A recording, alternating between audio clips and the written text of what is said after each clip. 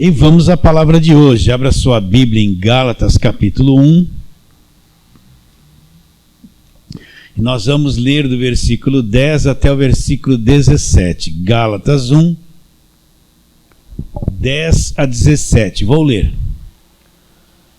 Porventura procuro eu agora o favor dos homens ou de Deus? Ou procuro agradar a homens? Se agradasse ainda a homens, não seria servo de Cristo.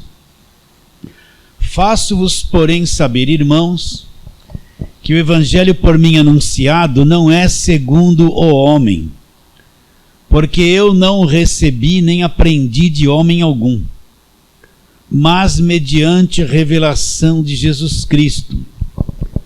Porque ouvistes qual foi o meu proceder outrora no judaísmo, como sobremaneira perseguia eu a igreja de Deus e a devastava. E na minha nação, quanto ao judaísmo, avantajava-me a muitos da minha idade, sendo extremamente zeloso das tradições de meus pais. Quando, porém, ao que me separou antes de eu nascer, e me chamou pela sua graça, aprouve revelar seu Filho em mim, para que eu pregasse entre os gentios. Sem detença não consultei carne e sangue, mas nem subi a Jerusalém para os que já eram apóstolos antes de mim, mas parti para as regiões da Arábia e voltei outra vez para Damasco. Então vamos começar fazendo a mesma pergunta. Você nunca mais vai esquecer isso. Por que Paulo escreveu esta carta aos Gálatas, né? O que estava acontecendo com os Gálatas? Então, vamos ler o versículo 6 do capítulo 1. Admira-me, Paulo fala, que estáis passando tão depressa daquele que vos chamou na graça de Cristo para outro evangelho. Então Paulo foi para a região da Galácia, fundou igrejas. O que Paulo ensinou para esses irmãos da Galácia? Ele ensinou a graça de Cristo. O que é a graça de Cristo? É que tudo da parte de Deus para o homem é dado gratuitamente. O que diz Efésios 2:8? Pela graça sois salvos mediante a fé. Isso não vem de vocês, é um dom de Deus. Não vem de obras para que ninguém se glorie. Então o que Paulo fala? A salvação é pela graça, ela é um dom de Deus. Não vem de obras para que ninguém se glorie. O que é ser salvo? Eu tenho sempre falado isso. Na nossa mentalidade, a salvação era assim: um dia, quando eu morrer, eu vou entrar na eternidade e viver eternamente com Jesus Cristo. Parecia que era só isso. Mas a salvação já acontece agora na nossa vida. Nós temos um Salvador vivo. Alguém que já nos salvou. Já somos salvos. Não vamos ser. Já somos salvos agora. O que é ser salvo? Nós somos salvos da condenação eterna. Salvos, libertos do império das trevas, transportados para o reino do Filho do amor de Deus, no qual temos a redenção e a remissão dos pecados. Já somos libertos do império das trevas. Crente verdadeiro não precisa de culto de libertação, não precisa de imposição de mãos para libertá-lo, não precisa de oração forte para libertá-lo, não precisa de agorada para libertar, não precisa de unção com óleo para libertar, porque ele já foi liberto pelo Senhor Jesus Cristo, já foi. E se ele tinha prisões na vida dele, Jesus as liberta de todas. Se tinha amarras na vida dele, acabou. Jesus chega, quando ele crê em Jesus Cristo, arrebata ele, tira ele de toda a escravidão, transporta ele, põe no reino do Filho do amor dele, e quando ele deixar esse corpo, ele vai entrar na eternidade imortal. A morte já não tem mais domínio sobre ele. Então a salvação começa nessa vida. Agora, quando o crente vai para a igreja, ele é novo, ele não sabe disso, ele creu em Jesus Cristo, mas ele não sabe nada do evangelho. O que tem que fazer com ele? Olha, agora senta aqui. Eu vou te explicar o que Jesus já fez por você. Quão livre você é. Ele vem com uma mente tumultuada, nas trevas, conflitante com os seus problemas. Agora o Evangelho vai entrar na mente dele e fazer uma limpeza da mente dele. Vai libertá-lo da escravidão, dos vícios, das prisões mentais que ele tinha, das depressões que ele tinha. O conhecimento do Evangelho liberta a mente, muda a vida da pessoa totalmente. Então ele tem que sentar e ser ensinado, ser formado, ser trabalhado, ensinado até que aquela mente se torne uma mente renovada pela palavra de Deus. Mas se ele cai numa igreja de lei que só faz campanha, votos, sacrifícios, sobe monte, desce monte, leva papelzinho orado para casa, é rosinha, é o óleo da unção, corredor de sal grosso, dá tudo que tem, essas coisas todas, ele não vai conhecer o Evangelho. Ele vai conhecer uma religião que escraviza. O que vai acontecer com ele? Ele vai ficar anos com uma mente estragada, procurando uma libertação de demônio. O demônio nunca sai da vida dele, porque ele não sabe o que é ser salvo. Agora, como tudo isso acontece? Pela graça sois salvos mediante a fé. Até a fé que ele teve um dia, isso não veio de você. Não foi ele que produziu, é um dom, é um presente, é uma dádiva de Deus. Não vem de obras para que ninguém se glorie. Então, não existe uma obra que a pessoa possa fazer que lhe dê condições de ser salva. Nós somos salvos pela obra da cruz, por aquilo que Cristo fez. E quando nós deixarmos esse corpo, nós vamos viver eternamente com o Senhor. Acabou o problema. Isso que é ser salvo, e é ser salvo pela graça. Paulo ensinou que todas as coisas da parte de Deus são dadas ao homem gratuitamente, nada tem custo. Quer ver? Vamos ler um versículo de Romanos 8. Vamos lá, Romanos 8. Para ficar bem claro isso na mente sobre a graça de Deus. Romanos 8, 32. O que Paulo fala aqui em Romanos 8, 32? Aquele que não poupou ao seu próprio filho, antes por todos nós o entregou. Aí ele faz a pergunta: porventura não nos dará junto com este filho gratuitamente, graciosamente com ele, todas as coisas? Então o que Paulo está dizendo? Deus não poupou o seu filho Jesus Cristo, antes por todos nós o entregou. Agora, como ele não vai nos dar com ele todas as coisas? Então, todas as coisas da parte de Deus para o homem é dada gratuitamente, não tem custo. Mas a igreja organizada cobra. Vocês estão entendendo ou não? Tudo tem um custo, tudo tem uma oferta, tudo tem uma obrigação, tudo tem um sacrifício. Para você merecer alguma coisa de Deus, você tem que pagar um preço, tudo tem que pagar preço. É o falso evangelho que escraviza. Agora, tudo da parte de Deus é dado ao homem como? Gratuitamente. Nunca esqueça isso. Então, quando você vê pregações que vêm te pôr peso, vêm te cobrar para fazer isso, vêm te cobrar para fazer aquilo, não é? E dizer que se você não fazer está debaixo de maldição, ou o diabo está na tua vida, isso é mentira, isso é o falso evangelho, é a falsa religião evangélica da igreja evangélica organizada, que está enfiada na política até o pescoço. Está bem claro isso? Então o que Paulo pregou para eles? Gálatas: eu estou admirado com vocês, que vocês estão passando tão depressa daquele que vos chamou na graça de Cristo para outro evangelho, qual não é outro, senão alguns que vos perturbam e querem perverter o evangelho de Cristo. Então o que aconteceu? Paulo fundou as igrejas, se ausentou. Aí o pessoal da lei, o pessoal que prega a velha aliança, está debaixo de lei o tempo todo. Não só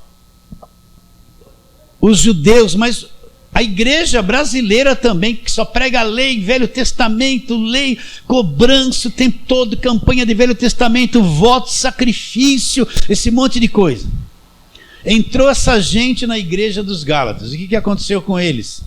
Eles se infiltraram lá e começaram a dizer: olha, Só o que Cristo fez não é suficiente, vocês têm que voltar para trás, voltar para a lei. Fazer festas de primícias, vocês têm que se circuncidar, têm que voltar para os votos da lei, para os sacrifícios da lei.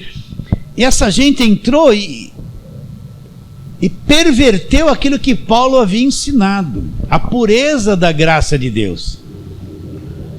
Entende? Então por isso que, deixa eu falar isso mais uma vez, por isso que liderança, o pastor é alguém que tem que proteger o rebanho. Quem é que luta contra o lobo quando o lobo vem? São ovelhas ou é o pastor? É o pastor. Quem que luta contra o leão quando o leão vem arrebatar uma ovelha? São as ovelhas? São as mulheres de oração da igreja? Não, quem luta contra o inimigo é o pastor responsável por proteger o rebanho. Por isso todo pastor tem que abrir essa nova aliança, esse novo testamento, pregar a verdade para o povo. Como é que ele vai proteger o povo? Visitando a casa deles? Fazendo oraçãozinha, oh Deus abençoe ele. Não, não é isso.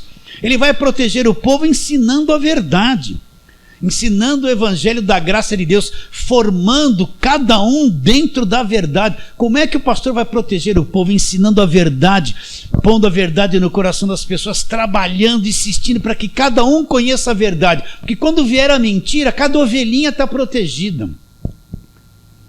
Quando a ovelha conhece a verdade, ela não cai mais na mentira, ela é liberta da mentira, está protegida. Por quê? Porque o pastor lutou pela vida dela, ensinou a verdade para ela, criou dentro dela a verdade do evangelho, e ela é uma ovelha protegida.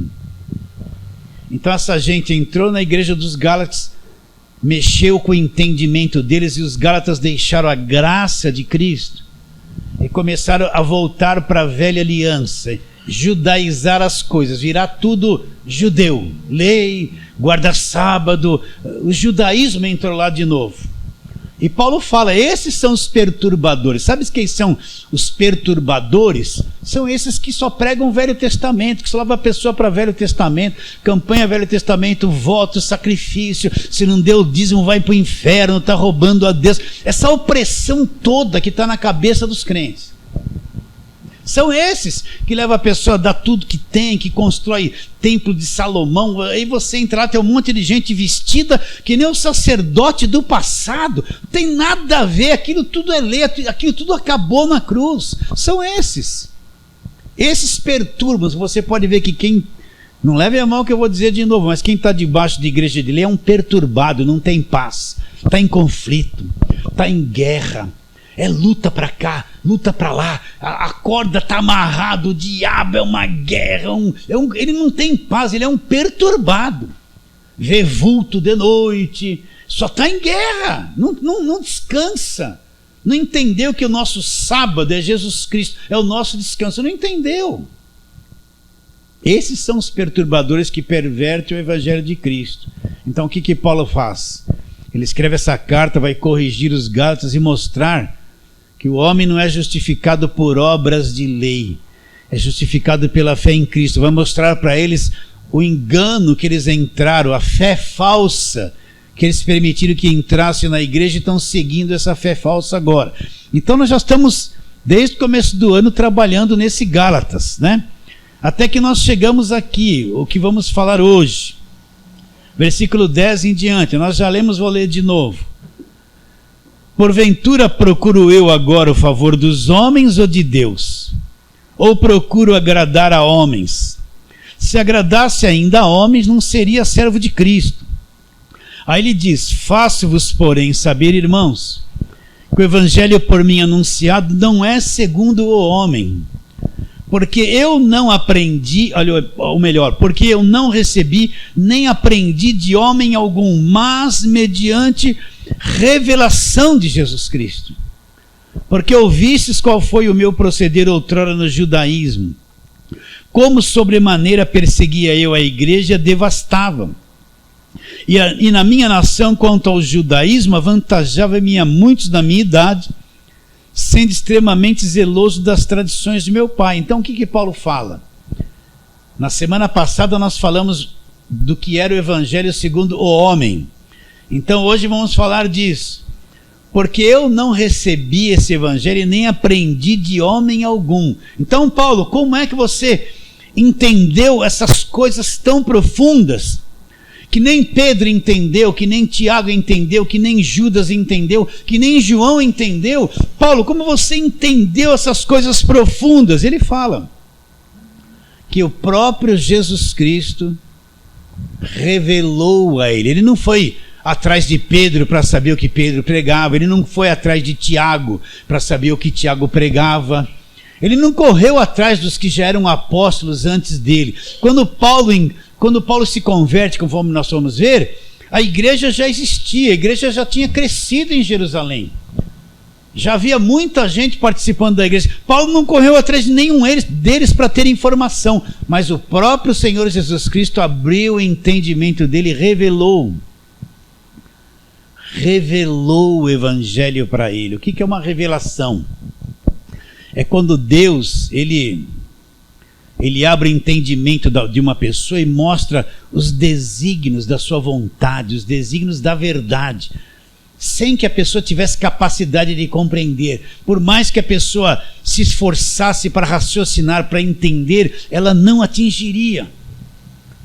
Entende? Por mais que ela calculasse e estudasse, ela nunca poderia compreender. Então Deus vem e abre uma dimensão espiritual diante dela, e ela passa a enxergar as coisas profundas de Deus por revelação.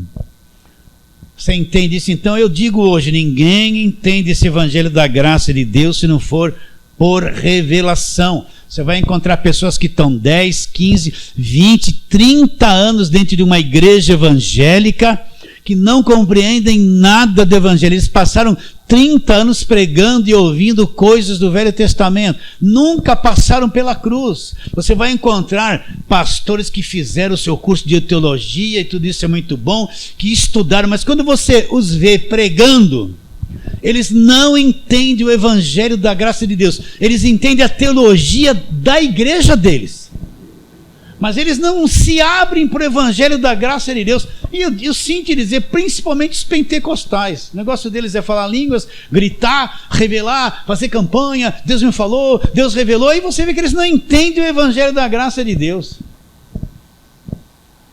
Então, pastor, quer dizer que uma pessoa pode fazer um seminário e não entender o evangelho da graça de Deus? Tem centenas e milhares de gente que fez seminário. Aqui mesmo na igreja nós temos pessoas que fizeram seminários e falam assim para mim: vim entender a graça de Deus aqui, vim entender a justificação aqui, pela graça de Deus entendeu. Então presta atenção. A revelação é como um portal que abre no seu espírito, na sua mente, e você passa a entender a palavra como você nunca entendeu. Você passa a ver coisas. Você já leu um texto centenas de vezes, tinha uma impressão sobre ele, mas tem um dia que você vê esse mesmo texto que você leu centenas de vezes, aquilo se abre de uma maneira tão profunda, se torna vivo dentro do teu coração, e você começa a ver coisas que você não entendia, começa a entender coisas que você não entendia, não via. Está bem claro isso que eu estou te dizendo?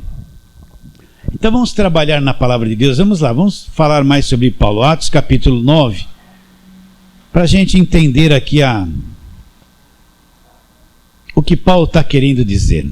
Atos 9 é a conversão de Paulo, né? Então vamos ler a partir do versículo...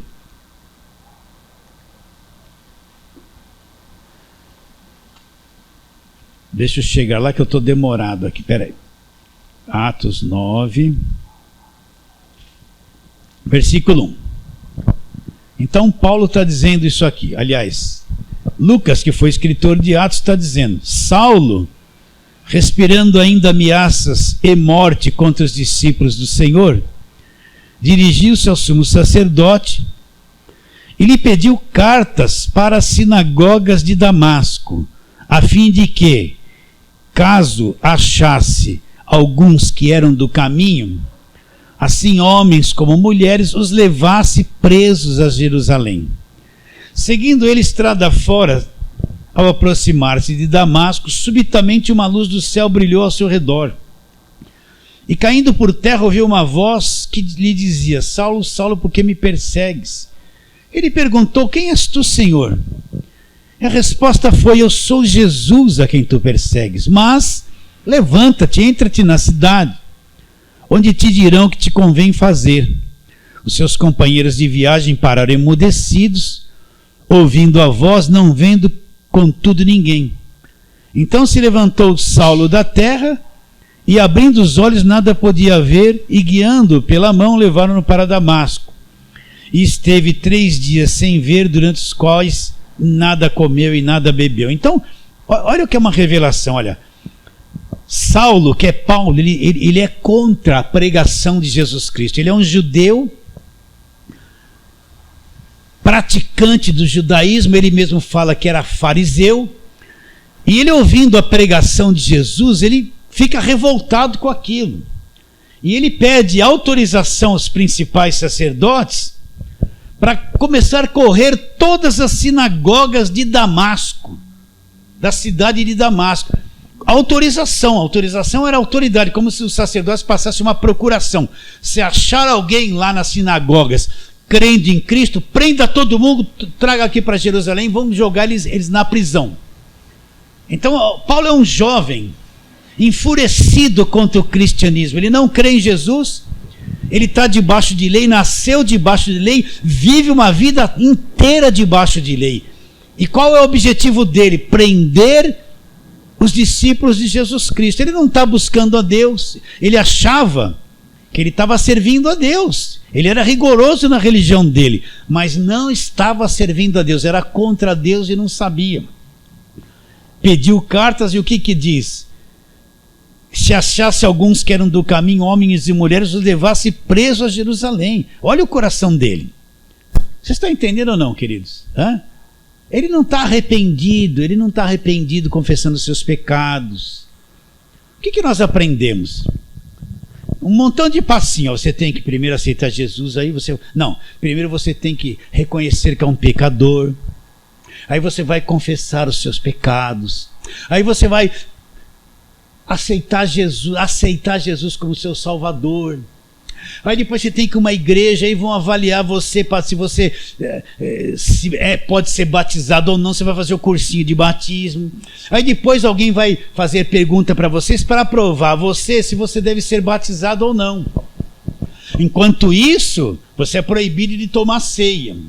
Aí depois que você passar por todo esse ritual, aí depois você vai ser autorizado a tomar ceia. Aí você vai fazer parte da igreja. Até então você não faz parte da igreja. Isso aí é religião.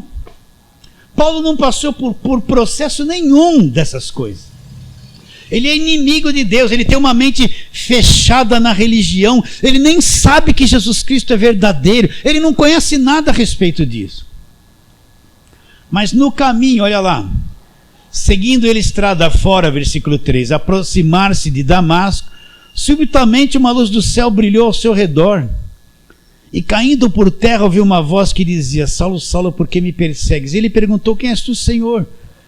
Olha a resposta: eu sou Jesus a quem tu persegues. O que é uma revelação? Abriu-se uma outra dimensão diante dele. Jesus aparece para ele resplandecente. Ele cai por terra pela pressão daquela luz. Ele não está entendendo nada. Aí Jesus fala: por que você está me perseguindo, Paulo? Ele não estava buscando Jesus. Aí vem a voz: quem és tu, Senhor? Eu sou Jesus a quem tu persegues. Olha o nó que deu na cabeça dele. Até 2, 3 minutos atrás, ele é judeu, está debaixo de lei, ele tem certeza que tudo aquilo que ele fazia era para Deus. Minutos depois que Jesus aparece e se revela para ele, uma nova dimensão se abre, uma dimensão sobrenatural, e Jesus fala com ele, ele descobre que tudo aquela tradição desde criança não era. Eu sou Jesus a quem tu persegues. Mudou tudo instantaneamente dentro dele, deu um nó na cabeça dele. Agora, quantos anos precisou para Paulo chegar naquele dia? Paulo foi religioso, praticou a religião, viveu debaixo da lei. Ele nem sabia que um dia acontecerá aquilo com ele. Assim estão dezenas, centenas e milhares de pessoas nas igrejas da lei, igrejas centenárias. Aqui no Brasil, aquelas que começaram em 1910, né? Tem várias delas, né? Uma não sei o que de Deus, outra congregação de Deus, é uma coisa de Deus. Que você olha o que eles pregam hoje, é lei pura, não tem nada a ver do evangelho. Assim tem centenas de igrejas, de pessoas nessas igrejas da mídia, nesse período que Paulo era cego, achava que estava servindo a Deus, estão nascendo exploradas financeiramente, pagando voto, fazendo sacrifício, campanha disso, campanha daquilo, sobe do monte. Elas, se você conversar com elas, elas estão, eu estou servindo a Deus, sou zeloso das coisas de Deus. Tem um monte de pastores nessas igrejas pregando judaísmo, levando os outros a fazer campanha, nesse período que Paulo passou na ignorância, sem ter revelação. E você mesmo pode ter passado, como eu passei 20 anos assim, você também pode ter passado, mas um dia, assim como Jesus apareceu para Paulo, ele apareceu para nós. Ah, pastor, mas eu não vi a luz do céu, nem ouvi a voz. Não, com você foi diferente. Mas nós ouvimos uma voz do quê? Do Evangelho da graça de Deus. Jesus apareceu para mim em Gálatas 2,16. O que está escrito em Gálatas 2,16? Sabendo, contudo, que o homem não é justificado por obras da lei, mas pela fé em Cristo, também temos nós acreditado em Cristo para que fôssemos justificados pela fé em Cristo, pois por obras da lei ninguém será justificado. Jesus apareceu para mim nesse versículo, eu ouvi a voz dele aí que eu entendi a justificação. E tudo aquilo que eu fazia em 20 anos, eu era cego, era que nem Paulo, era um período de ignorância, que eu achava que estava servindo a Deus, mas eu estava sendo escravo de denominação. Você entende o que eu estou dizendo ou não? Um dia você está aqui, está entendendo o Evangelho, um dia você ouviu uma voz, não sei como. Você viveu um período dentro da igreja, que não entendia o Evangelho. Mas chegou aquele dia que você nem sabia, você ouviu uma pregaçãozinha, uma coisinha, fez assim, ó. Alguma coisa diferente brilhou dentro de você, Deus te revelou, abriu-se um portal, gosto de falar isso, abriu-se uma nova dimensão, começou meio assim, você pensa que Paulo entendeu tudo em 2 minutos, porque Jesus apareceu para ele? Não, mas teve um início da revelação, você entende isso ou não? E a partir daquilo ali começou a mudar, e era a tua mente sendo renovada, você está aprendendo e está sendo aperfeiçoado no entendimento. A tua mente, que era presa naquela religiosidade, foi mudando, renovando, seu entendimento foi mudando e renovando, e vai continuar mudando e renovando. Agora olha para trás as coisas que você fez na religião evangélica, você vai falar assim, foi absurdo, mas eu entendia só aquilo. Foi ou não foi? Olha quanta campanha eu fiz atrás disso, que coisa absurda, não era evangelho, era judaísmo, era lei, não tinha nada a ver com a graça de Deus. Hoje a tua mente evoluiu com o conhecimento da palavra de Deus. Então o que é uma revelação? É Deus, ele abre uma dimensão, ele revela desígnios dele para você, que você por tua mente não alcançaria, pela tua inteligência não entenderia, pela tua religião você não desfrutaria, não veria isso. Ele abre, é isso que é a pregação do Evangelho. Deus vai abrindo entendimento, abrindo coisas. Deixa eu falar, usar um exemplo simples. É que nem uma casa que tem vários quartos, né? Tem lá uma casa com 8 cômodos, então Deus vai abrindo uma parte da sala, você está tendo luz. Aí você vai em outro cômodo que estava fechado, você não entendia certas coisas da graça de Deus, daqui a pouco ele abre aquela porta, você, nossa, eu estou entendendo o que eu vi na sala, e nesse quartinho aqui que estava fechado, estava na minha vida, mas era oculto, escondido. Aí você vai ficando alegre com essas duas partes, daqui a pouco abre um outro cômodo e fala, nossa, olha esse, aí você vai emendando esse com aquele, está crescendo, até que você passa a explorar todos os cômodos da casa inteira. Assim a tua mente vai abrindo coisinha aqui. Deus deixa você algum tempo mastigando aquilo, com paciência. Depois ele abre uma outra portinha ali. E Deus deixa você comendo aquilo, ficando contente. Você pensa que já está enxergando muita coisa, mas aí ele vai abrindo uma outra aqui, e vai abrindo uma outra. Eu já estou há mais de 20 anos, Deus vai abrindo, não para mais. Vocês estão entendendo ou não? Isso é revelação. Revelação não é essa coisa pentecostal. Eis que te digo, Deus manda te dizer, eu estou vendo um anjo, eu estou vendo. Isso é tudo coisa da mente humana. É avivamento carnal, essas revelações que não dão em nada. Porque não falam nada do evangelho. Só falam o que deu na cabeça da pessoa. Só falam o que ela sentiu no coração. O recado, Deus manda te dizer. Aí vem um pensamento qualquer na cabeça dela, ela está dizendo que é voz de Deus. Aí você olha o que ela fala, não tem nada a ver com o Novo Testamento, com o evangelho. É bobeira. Não é isso, isso é falsa revelação. A verdadeira revelação é quando os olhos são abertos para você compreender o quê? A palavra de Deus. Então olha o que aconteceu com Paulo. Brilhou a luz, ele caiu por terra e ouviu uma voz: por que você está me perseguindo? Quem és tu, Senhor? E a resposta veio: eu sou Jesus, a quem você está perseguindo. A partir daí tudo mudou na vida dele. Você entende ou não? Então não pensa que Paulo ele recebeu a revelação do evangelho em um mês. Ele viu Jesus, né? Pode ver o primeiro comportamento que ele teve depois que ele... Olha o versículo de número 9. Os judeus jejuavam muito. Tudo, ainda mais para fariseu como Paulo era, tudo era jejum. Olha o que ele fez. A primeira coisa, quando puseram ele numa casa, ele entrou lá cego, olha lá. Versículo 9, esteve 3 dias sem ver, durante os quais nada comeu e bebeu. O que ele fez, o judeuzão? Ainda estava com o judaísmo na cabeça. O que ele fez? Ficou naquela casa lá, não comeu 3 dias, ficou já jejuando 3 dias. Jejum. Vocês estão entendendo? A primeira coisa, ele não entendia nada da graça de Deus ainda. Agora, no decorrer do tempo, olha o versículo que nós lemos aqui, nós estamos em Atos, volta lá para Gálatas. Gálatas, onde nós estávamos. O que o próprio Paulo disse, olha o versículo 18 que nós vamos ler nos próximos dias. Paulo fala assim, vamos ler desde o 15. Quando, porém, o que me separou antes de eu nascer e me chamou pela sua graça, aprove revelar seu Filho em mim. Olha o que Paulo fez, para que eu pregasse entre os gentios. Sem detença, não consultei carne e sangue. Nem subi a Jerusalém para os que já eram apóstolos antes de mim, mas parti para as regiões da Arábia e voltei outra vez a Damasco. Olha o versículo 18. Decorridos 3 anos, então ele ficou 3 anos em silêncio, meditando e estudando.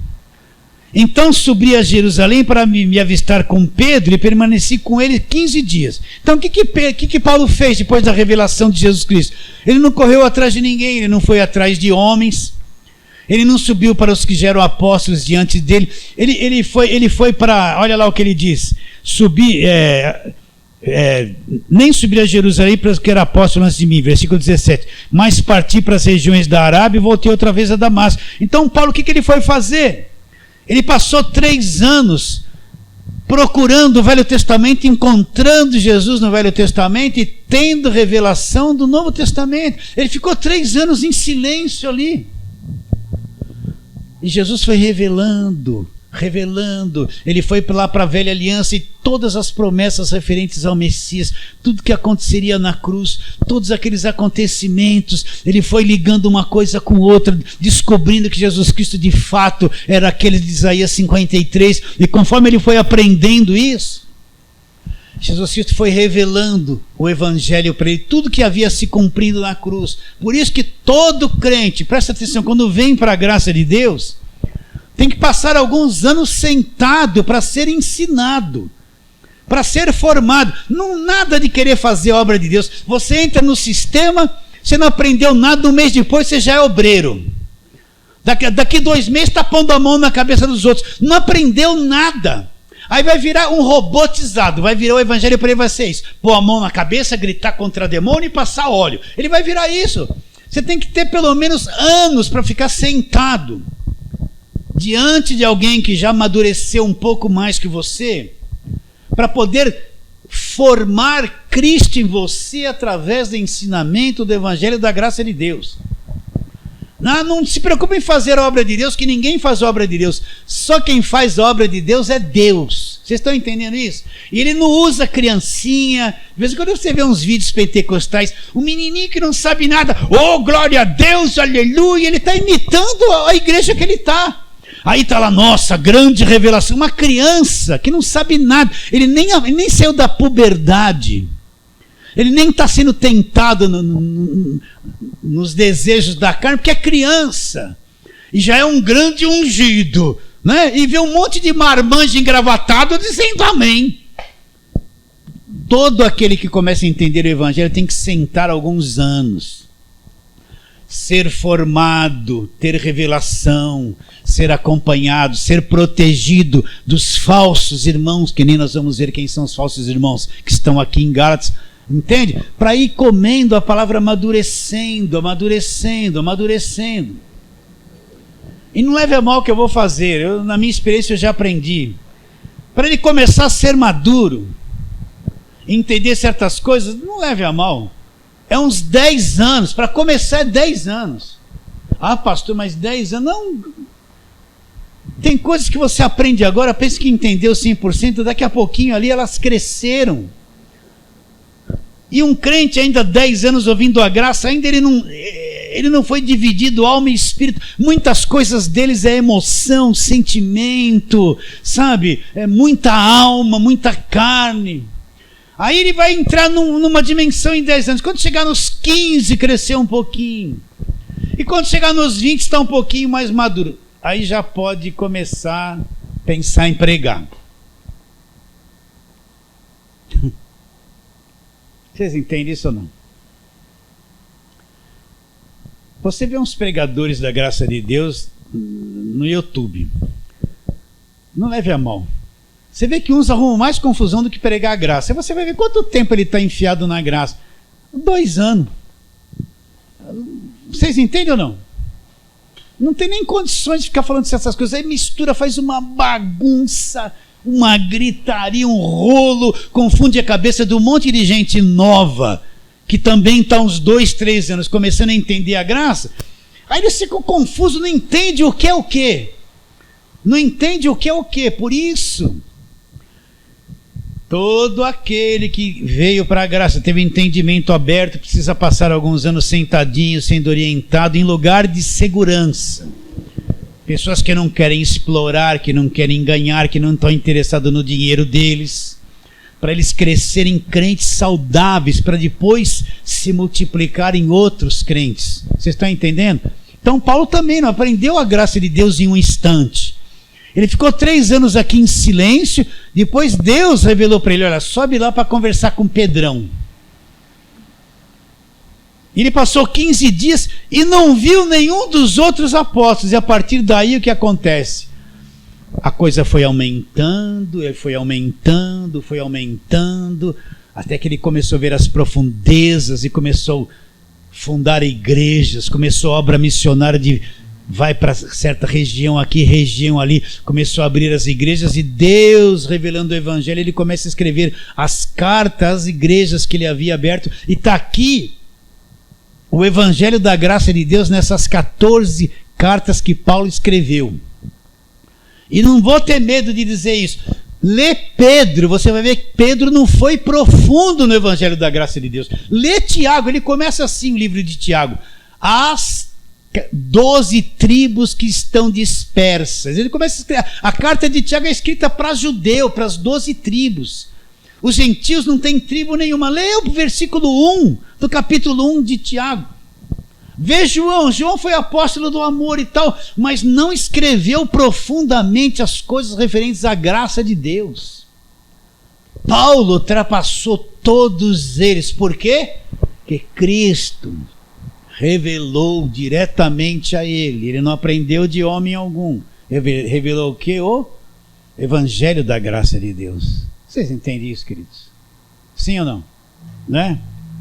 Então, Eu fico preocupado com os novos que estão chegando, porque o que está acontecendo com os novos? Eles vêm para cá naquela alegria, entendendo o Evangelho da Graça de Deus, mas quando vão para a família deles e para o povo deles, é tudo gente que está debaixo de lei.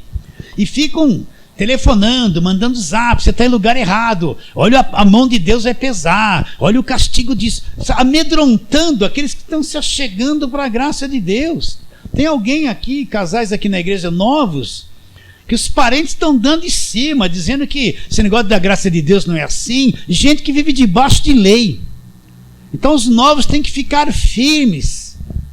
Deixe esse pessoal, pode ser parente o que for, ame essas pessoas, mas não trata mais de fé com eles, que eles não têm os olhos do coração iluminados ainda. É melhor estar longe deles do que estar ouvindo um monte de coisa que vem para confundir. São os judaizantes.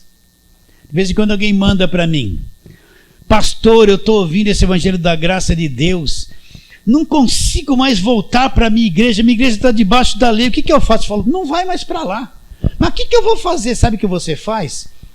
Fique assistindo cada vídeo 10, 15 vezes cada um, anota todos os versículos, memorize esses versículos, não vai mais para lá, porque você já descobriu a verdade, vai lá para fazer voto de novo, vai voltar para trás para fazer campanha, vai voltar para trás para aquela irmãzinha pôr a mão na cabeça, receba, vai voltar para a escravidão de novo. É melhor nem ir. O que eu faço? Eu falo: olha, fique em silêncio, vai assistindo esses vídeos várias vezes cada um. No futuro Deus vai mostrar para onde você tem que ir, Ele vai preparar. Agora amadureça. O que adianta estar entendendo o Evangelho da Graça de Deus? Vai para uma igreja ter comunhão com gente que só prega Velho Testamento. É confusão. O que adianta estar entendendo o Evangelho da Graça de Deus? Vai para uma igreja pentecostal que só tem revelação. É confusão. Afasta-te dessa gente, se liberta deles. Pode ser parente, pode ser quem for. Ame, você não vai desprezar o parente. Não vai, meu inimigo, não tem nada de inimigo. Mas a mente deles não foi renovada como a sua foi. Eles estão com aquela cabeça de Velho Testamento, que mais confunde do que ajuda. Então, quer tomar um café junto, mas por favor, não vamos falar do Evangelho, que a minha visão agora é outra. Tem que ser firme. Está claro isso, queridos? Então, quanto tempo uma pessoa demora para amadurecer no Evangelho? No mínimo uns 10 anos. No mínimo uns 10 anos. Para limpar aquele lixão todo da cabeça. Imagina uma pessoa 20 anos fazendo campanha. De repente ela descobre que tudo isso aí não é Evangelho, isso aí é tudo engano. Olha, dá um nó na cabeça dela. Então ela quer vir para a graça, mas aquilo está borbulhando. Sabe quando você põe cloreto de magnésio lá, mistura com álcool, não faz assim, não ferve assim? A cabeça de uma pessoa está assim. Porque ela ficou tantos anos bitolada num lugar, ouvindo o Velho Testamento, fazendo campanha, sobe monte, é envelope disso, envelope daquilo, é sacrifício disso, é 12 cultos para os 12 primeiros, para abençoar todos os 12 meses do ano, 40 dias de culto da quarentena de Deus, comigo ninguém pode. Nossa, ela vem para a graça, a cabeça dela está fervendo.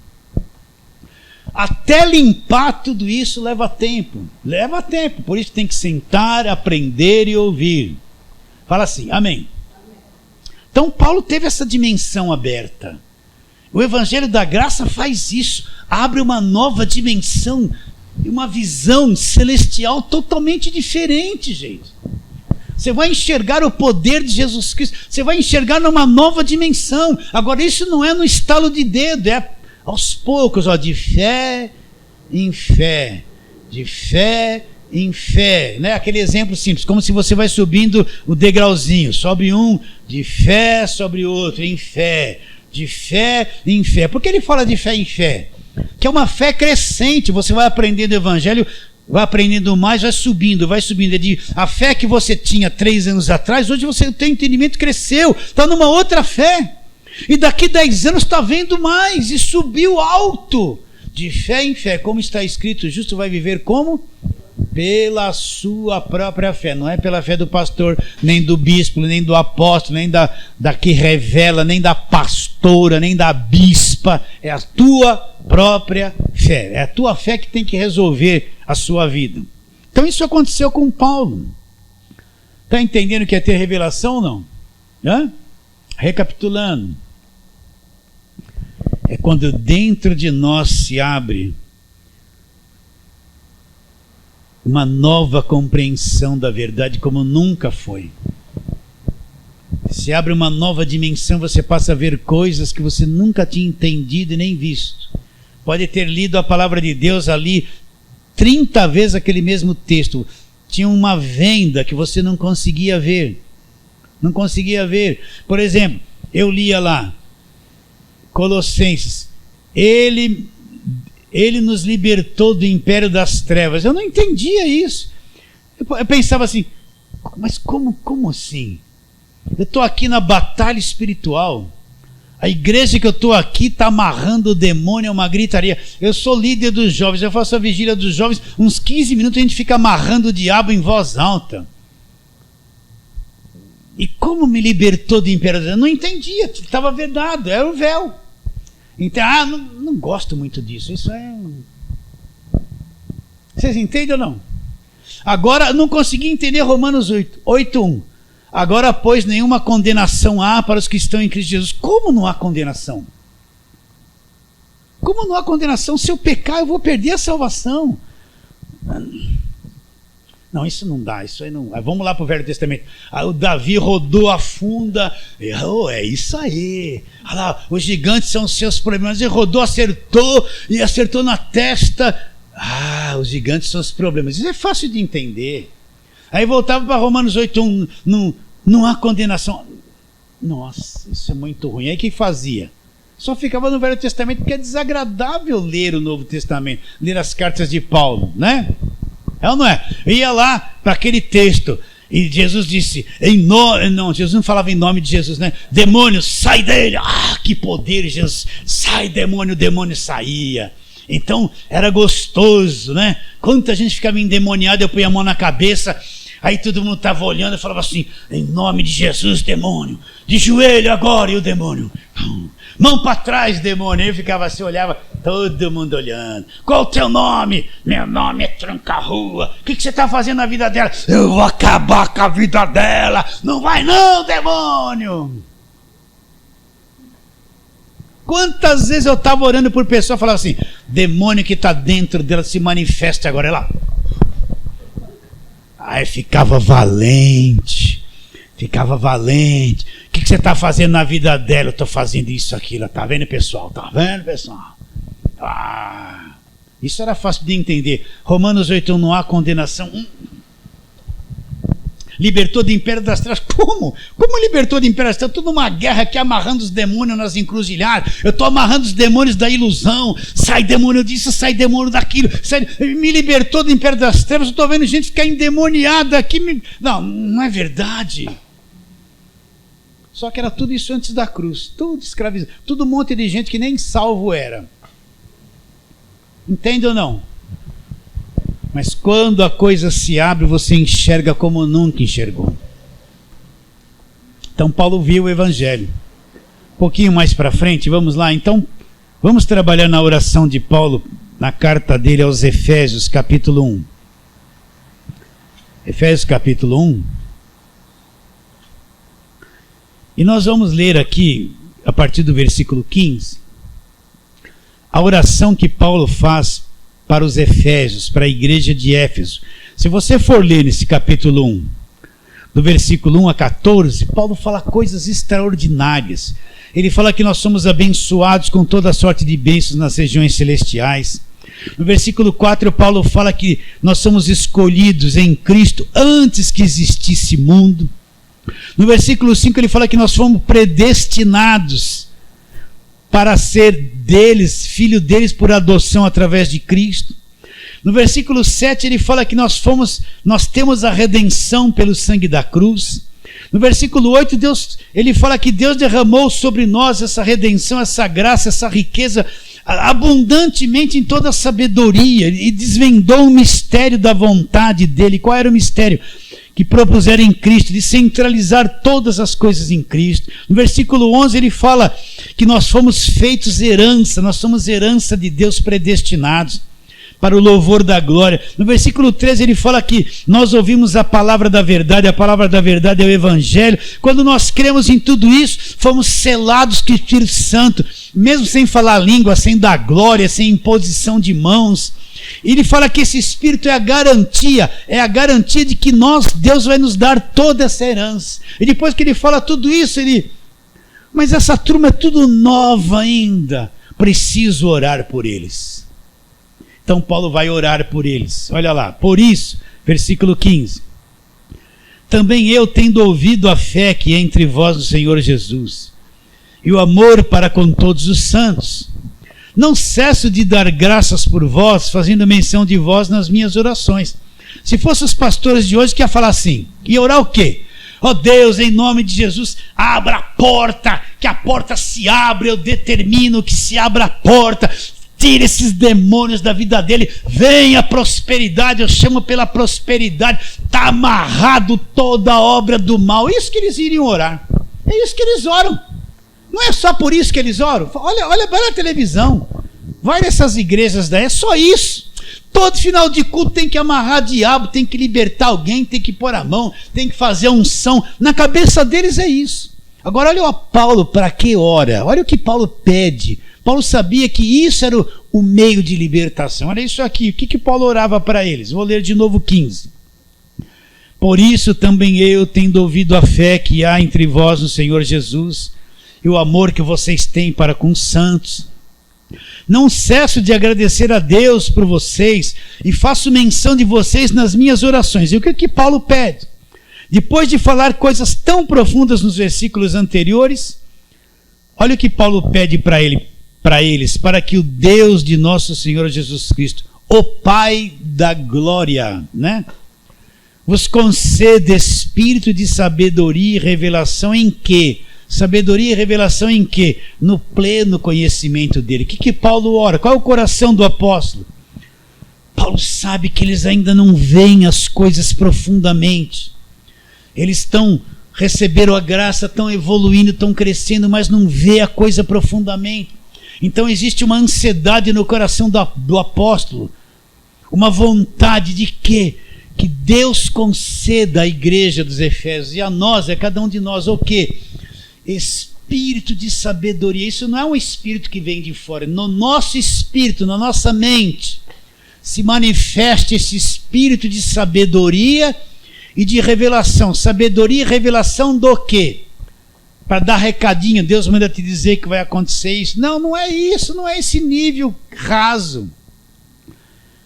Sabedoria e revelação para que eles tivessem um pleno conhecimento de Deus, para que o conhecimento de Deus fosse revelado a eles, fosse aberto o entendimento a eles, fosse aberto o portal sobrenatural para que eles tivessem compreensão de Deus, entendimento de Deus.